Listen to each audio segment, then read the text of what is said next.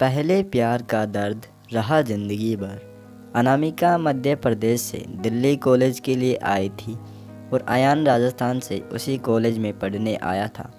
अयान एक सीधा साधा लड़का था जो ना लड़कियों से ज़्यादा बात करता था और ना किसी से ज़्यादा मतलब रखता था। अयान की यह बात अनामिका को बहुत अच्छी लगती थी और वह किसी न किसी बहाने से अयान से बात करने की कोशिश करती थी। अनामिका दिखने में क्यूट लगती थी। कुछ ही समय में अयान और अनामिका की दोस्ती हो जाती है। अयान धीरे धीरे अनामिका को पसंद करने लगता है। दोनों दिन भर कॉलेज में बातें करते, अपने घर लाइक डिसलाइक को शेयर करते और कुछ समय में बहुत अच्छे दोस्त बन जाते हैं। अयान की लाइफ में पहले कभी कोई लड़की नहीं आई थी, जबकि अनामिका के पहले दोस्त थे और वह सबसे बात करती थी। अयान को यह पसंद नहीं था। एक दिन बातों ही बातों में अयान अनामिका को अपने दिल की बात बता देता है। अनामिका उससे एक दिन का वक्त मांगती है और कहती है, मैं तुम्हें इसका जवाब कल दूंगी। अनामिका सोचती, जब अयान कॉलेज में पढ़ने आया था तब वह सिर्फ पढ़ाई पर ध्यान देता था, पर अब उसका पूरा ध्यान मुझ पर रहता है। अगर मैं इसकी गर्लफ्रेंड बन जाऊंगी तो यह पढ़ाई भूल जाएगा और मुझ में ही लगा रहेगा। यही सब ख्याल अनामिका के मन में आ रहे थे और दूसरे दिन अनामिका अयान को मना कर देती है और कहती है, मैं तो तुम्हें बस अपना दोस्त मानती हूँ, इससे ज़्यादा कुछ नहीं। मैं यहाँ पढ़ने आई हूँ और कुछ करने नहीं। तुम चाहो तो मेरे दोस्त बन सकते हो। अयान दोस्ती के लिए मना कर देता है और अनामिका को बहुत समझाता है, लेकिन अनामिका कुछ नहीं सुनती। अयान को यह बात बहुत बुरी लगती है और वह अनामिका से बात करना बंद कर देता है। कुछ दिन कॉलेज भी नहीं जाता है। अब अनामिका को भूलकर पूरा ध्यान पढ़ाई में लगाता है और ना किसी से ज़्यादा बात करता है और ना मतलब रखता है। देखते देखते कॉलेज बीत जाता है और सब अलग अलग हो जाते हैं। अयान कॉलेज में टॉप कर जाता है और सबसे पहले नौकरी पा लेता है। 2-3 साल बीत जाते हैं। ना अयान को अनामिका का पता रहता है और ना अनामिका को अयान का कुछ पता रहता है।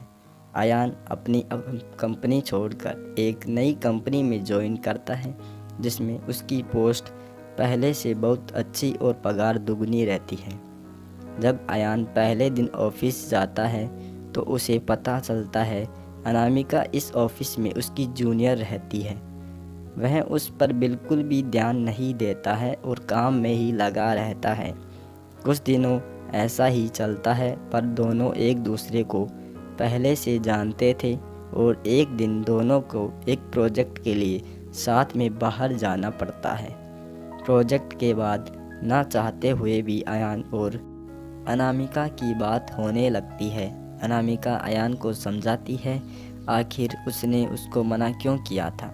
अयान को अनामिका की बात समझ आ जाती है और दोनों में गहरी दोस्ती फिर से हो जाती है। पूरे ऑफिस में दोनों की दोस्ती के चर्चे होने लगते हैं।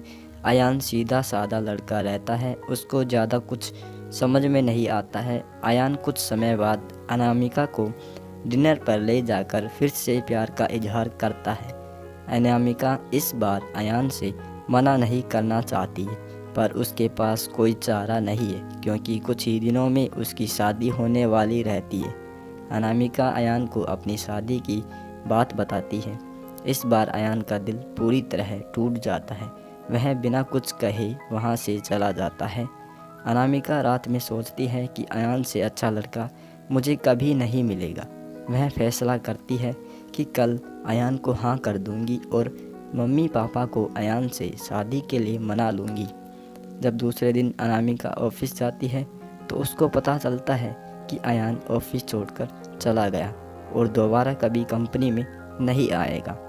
जाते जाते अयान अनामिका को एक खत लिख कर जाता है, जिस दिन मैंने तुम्हें देखा था उसी दिन से मैं तुमसे प्यार करता हूँ। मैं तुम्हें ज़िंदगी में कभी नहीं भूल पाऊँगा।